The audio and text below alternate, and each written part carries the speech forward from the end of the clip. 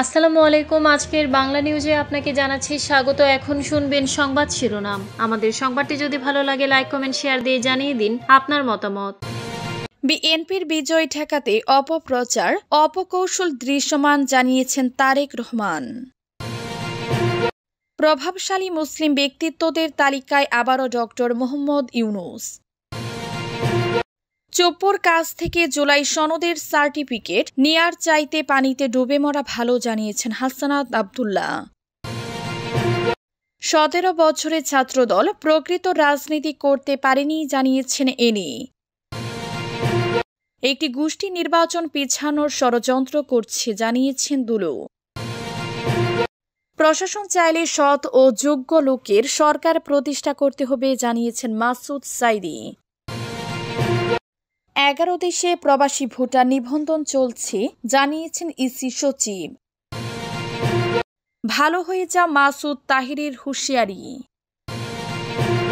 বিএনপির বিজয় ঠেকাতে অপপ্রচার অপকৌশল দৃশ্যমান জানিয়েছেন তারেক রহমান। বিএনপির ভারপ্রাপ্ত চেয়ারম্যান তারেক রহমান বলেছেন, শুধুমাত্র বিএনপির পরাজয় ঠেকাতে গিয়ে পতিত পলাতক স্বৈরাচার দেশে ফেসিবাদ কায়েম করেছিল। দেশের নির্বাচন ব্যবস্থাকে বিগত 15 বছর সম্পূর্ণ ধ্বংস করে দিয়েছিল। উদ্বেগ এবং আশ্চর্যের বিষয় হচ্ছে, ফেসিবাদ মুক্ত বাংলাদেশেও বর্তমানে বিএনপির বিজয় ঠেকাতে সংবদ্ধ অপপ্রচার ও অপকৌশল দৃশ্যমান হতে শুরু করেছে। রবিবার গুলশানের লেকশোর হোটেলে বিএনপির প্রবাসী সদস্যদের জন্য অনলাইন পেমেন্ট গেটওয়ে কার্যক্রমের উদ্বোধন অনুষ্ঠানে ভার্চুয়ালি যুক্ত হয়ে প্রধান অতিথির বক্তব্যে তিনি এসব কথা বলেন। তারেক রহমান বলেন, আমি বিশ্বাস করি বাংলাদেশ জাতীয়তাবাদীতে বিশ্বাসী প্রত্যেক মানুষ ঐক্যবদ্ধ থাকলে বিএনপিকে কোনোভাবেই জনগণ থেকে বিচ্ছিন্ন করতে পারবে না।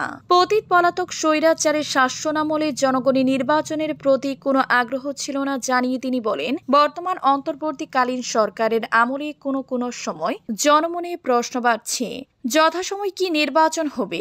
নির্বাচন অনুষ্ঠান নিয়ে গণমনে শ্রেষ্ঠ সংশয় সন্দেহ গণতন্ত্র উত্তোলনের পথকে হয়তোবা সংকটপূর্ণ করে তুলতে পারে। প্রভাবশালী মুসলিম ব্যক্তিত্বের তালিকায় আবারও ডক্টর মোহাম্মদ ইউনূস। প্রতি বছরের মতো 2026 সালের জন্য বিশ্বের সবচেয়ে প্রভাবশালী 500 মুসলিম ব্যক্তির তালিকা প্রকাশ করেছে ডরজান ভিত্তিক গবেষণা প্রতিষ্ঠান the royal Islamic strategic studies centre RISSC। The Muslim 500 influential Muslims 2026 শিরোনামের এই তালিকায় প্রথম কাতারের আমির, দ্বিতীয় মুফতি তাকি উসমানী।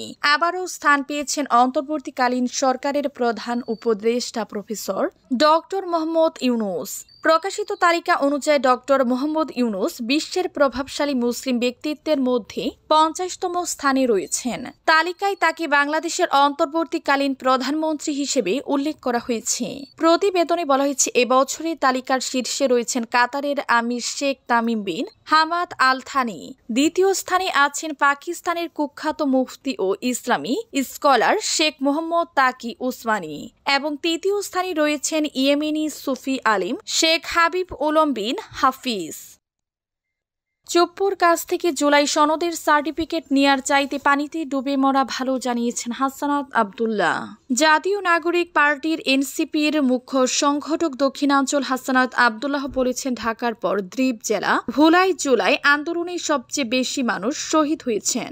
এখন চোপ্পোর হাত থেকে যদি জুলাই সনদের সার্টিফিকেট নিতে হয় তাহলে শহীদ ও আহত জুলাই যোদ্ধাদের পরিবারের কাছে এটি চরম অপমানের হবে। এর চেয়ে পানিতে ডুবে মরা ভালো।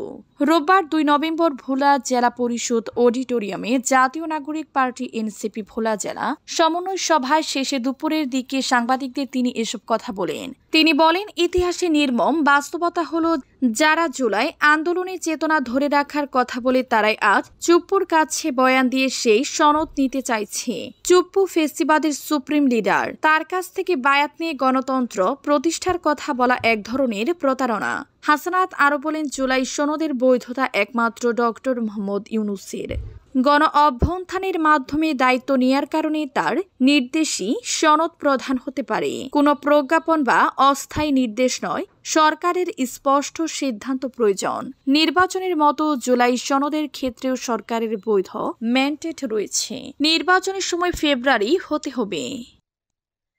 17 বছরের ছাত্রদল প্রকৃত রাজনীতি করতে পারেনি জানিয়েছেন এনি।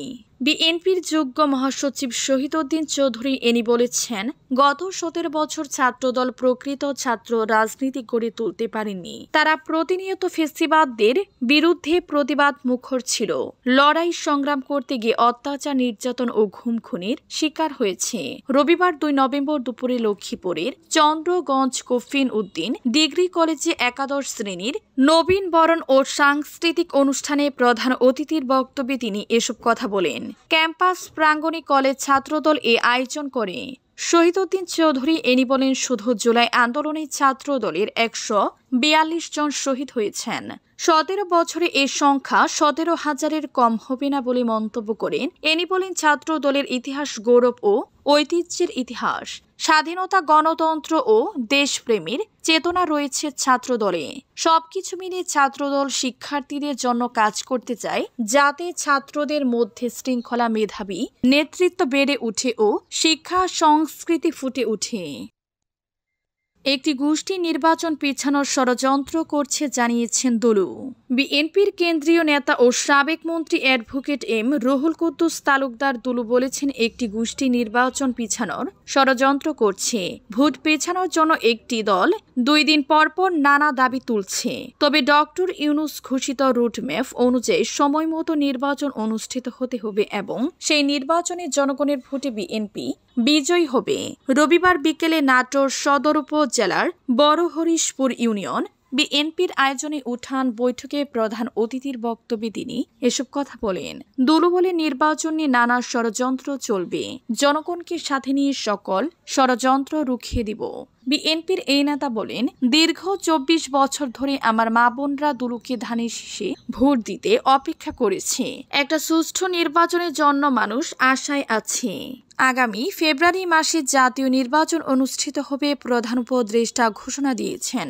এই নির্বাচনকে নিয়ে নতুন করে ষড়যন্ত্র চলছে।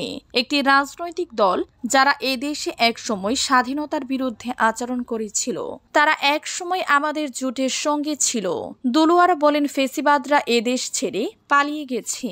একটি দল কিছুদিন আগে বলে পিআর পদ্ধতি ছাড়া নির্বাচন হবে না, এখন আবার বলছেন গণভোট ছাড়া নির্বাচন হবে না। সুশাসন চাইলে সৎ ও যোগ্য লোকের সরকার প্রতিষ্ঠা করতে হবে জানিয়েছেন মাসুদ সাইদি। পিরোজপুর 1 আসনে বাংলাদেশ জামায়াতে ইসলামী মনোনীত এমপি পদপ্রার্থী ও জিয়ানগর উপজেলার সাবেক চেয়ারম্যান মাসুদ সাইদি বলেছেন, সুশাসন পেতে হলে সৎ ও যোগ্য লোকের সরকার প্রতিষ্ঠা করতে হবে। তিনি বলেন, দেশ স্বাধীন হওয়ার পর থেকে গত 54 বছরে যারা দেশ পরিচালনার সুযোগ পেয়েছেন, তারা শাসনের নামে অপশাসন করেছেন, উন্নয়নের নামে দুর্নীতি করেছেন এবং গণতন্ত্রের নামে স্বৈরতন্ত্র কায়েম করেছেন। রবিবার সকালে পিরোজপুরের নাসিরপুর উপজেলার 2 নং মালিখালী ইউনিয়ন পরিষদে ইউনিয়নের প্যানেল চেয়ারম্যান শাহাবুদ্দিন ফকিরের সভাপতিত্বে আয়োজিত মতবিনিময় সভায় প্রধান অতিথির বক্তব্যে তিনি এসব কথা বলেন। মাসুদ সাইদি বলেন, সুশাসন কোনো বিলাসিতা নয়, এটি একটি জাতির অগ্রগতির মূল্যভিত্তি। কিন্তু দুঃখজনকভাবে আমাদের প্রিয় মাতৃভূমি জন্মলগ্ন থেকে সুশাসনের অভাবে ভুগছে। ব্রিটিশ শাসনামল থেকে আমাদের সুশাসনের নামে শোষণ ও প্রতারণা করা হয়েছে। স্বাধীনতার এত বছর পরও আমরা প্রকৃত অর্থে স্বাধীন হতে পারিনি, কারণ আমরা যাদের হাতে ক্ষমতা তুলে দিয়েছি তারা জনগণের সেবা না করে নিজেদের স্বার্থ সিদ্ধির রাজনীতি করেছে। 11 দেশে প্রবাসী ভোটার নিবন্ধন চলছে জানিয়েছেন ইসি সচিব। বর্তমানে 11টি দেশের 21টি স্টেশনে প্রবাসী বাংলাদেশিদের ভোটার নিবন্ধন ও জাতীয় পরিচয়পত্র এনআইডি কার্যক্রম চলছে বলে জানিয়েছে নির্বাচন কমিশন ইসি সচিবালয়ের সিনিয়র সচিব আক্তার আহমেদ রবিবার রাজধানীর আগারগাঁওয়ে নির্বাচন ভবনে নিজ কার্যালয়ের সামনে সাংবাদিকদের সঙ্গে আলাপকালে তিনি এই কথা বলেন। ইসি সচিব বলেন, আমরা এই মুহূর্তে 11টি দেশের দ্রুতাবাসে 21টি স্টেশনে নিবন্ধন কার্যক্রম চালাচ্ছি, যেমন অস্ট্রেলিয়ায় 2টি, কানাডায় 2টি, যুক্তরাষ্ট্রে 4টি, যুক্তরাজ্যে 3টি। এভাবে মোট 21টি স্টেশনে নিবন্ধন প্রক্রিয়া চলছে। আমরা ধারাবাহিকভাবে চেষ্টা করছি যেন যেখানে আমাদের দ্রুতাবাস আছে যেসব দেশেও এই সেবা সম্প্রসারণ করা যায়। তিনি আরো বলেন, বিদেশে অবস্থানরত অনেক বাংলাদেশিরই ইতিমধ্যে এনআইডি রয়েছে, কারণ পাসপোর্ট নিতে গেলেও এনআইডি বাধ্যতামূলক। ভালো হয়ে যাও মাসুদ তাহিরির হুঁশিয়ারি। আলোচিত ইসলামী বক্তা মাওলানা মুফতি গিয়াসউদ্দিন তাহিরি বলেছেন, সুন্নিদের দুর্বল ভাবলে ভুল হবে। আমরা অন্যায় অবিচারের প্রতিবাদ করতে জানি। 53 বছরের মধ্যে বর্তমান সময়ে চারদিকে সুন্নিদের জয়গান উঠেছে।